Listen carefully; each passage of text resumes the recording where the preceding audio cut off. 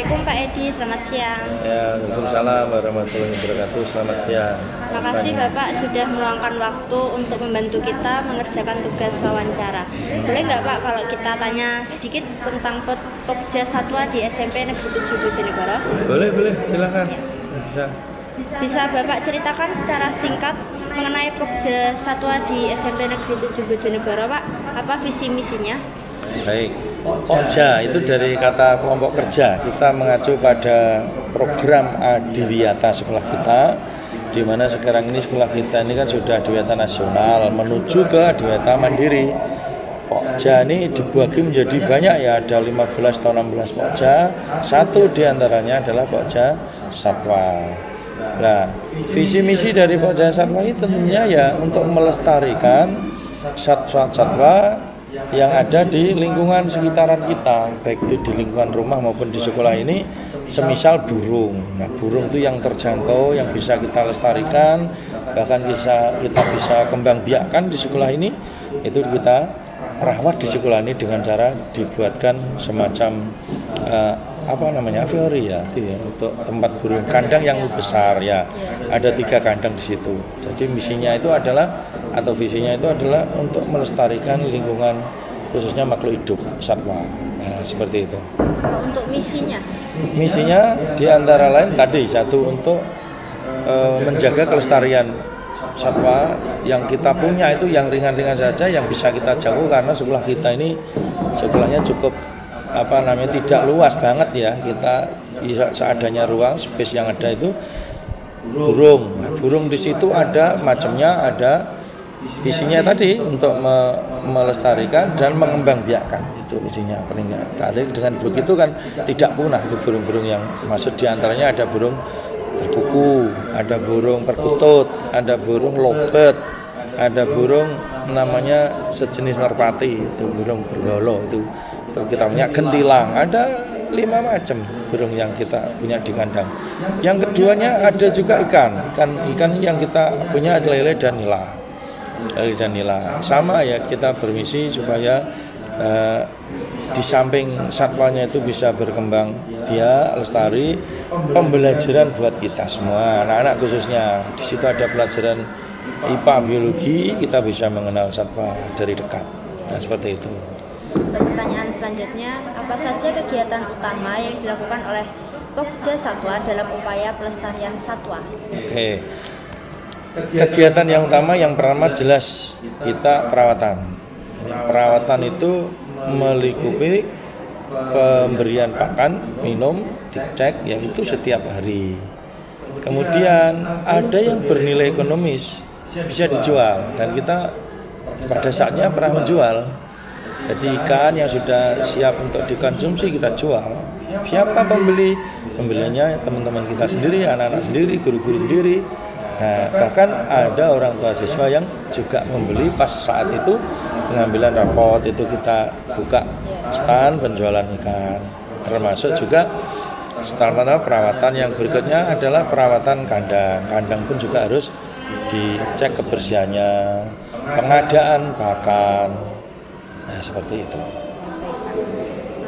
Yang ketiga itu, apa tantangan terbesar yang pernah dihadapi Pokja Satwa dalam menjalankan program-programnya?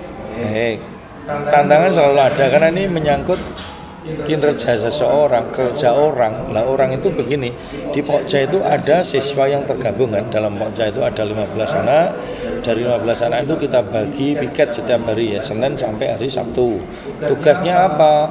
Di antaranya ngecek pakan maupun minum, ataupun keadaan kandang, ataupun stok pakan. Ataupun nanti pada saatnya dijual itu nanti kita siapkan timbangan segala macam. Jadi kendalanya apa di situ? Kendalanya tentunya kadang ada rasa malas, itu biasa ya. Anak-anak kadang lupa waktu piket, hari piketnya lupa, sehingga dari anak Pokja ini dibentuklah pengurus inti juga, ada ketuanya dan bendahara. 2 saja, sekretaris tidak usah, dan hanya ketua sama bendahara. Tugasnya apa? Di antaranya ketua itu yang mengingatkan teman yang piket, mengontrol dari secara keseluruhan. Sedangkan yang bendahara ini Untuk pengadaan pakan itu ditopang ya, didukung oleh namanya infak siswa yang 1 bulan sekali, dan mulai bulan September ini dicanangkan 2 kali dalam 1 bulan, di minggu pertama dan minggu ketiga. Tujuannya adalah untuk menunjang pengadaan pakan dan lain-lain. Di samping juga melatih jiwa sosial anak untuk menyisihkan rezekinya, uang sakunya sedikit, entah 500 perak, entah 1000 perak, untuk diikhlaskan merawat makhluk ciptaan Tuhan berupa hewan di sekolah ini. Ya, tantangannya itu tadi, jangan ya namanya kadang lupa, malas piket seperti itu. Nggak ada yang tantangan yang sangat berarti, nggak ada. Ya. Kalau pertanyaan selanjutnya itu bagaimana cara menjaga kebersihan kandang dan lingkungan satwa di sekolah? Oke, caranya dengan membuat piket tadi. Jadi hari Senin yang piket siapa, ada 4 anak, itu nanti dia bertugas. Nah, kita sebagai pembimbing, guru pembimbing dan juga pengurus tadi itu mengecek secara global aja. Misalkan ini ada kandang kotor, berarti yang piket itu dihubungi untuk dibersihkan. Kapan membersihkannya?